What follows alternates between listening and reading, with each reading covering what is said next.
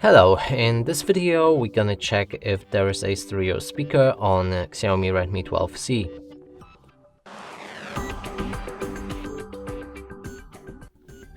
And to do this, first let's try to find the speakers on this device. First one is right here, and that's a phone call speaker. And another one is right here, and that's your main speaker. Now, to determine if that's a stereo speakers, we'll need to play some music, cover each of the speakers with our fingers if the sound is coming from both of the sources. This one and this one, it's a stereo speaker. If the sound is not combined, then it's a mono speaker. Let's try it out.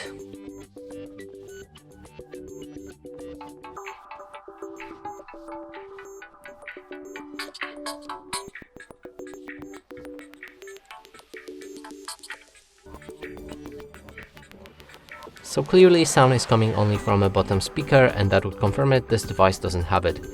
And that's it for this video, hope you like it, please consider subscribing to our channel, leave a like and a comment below.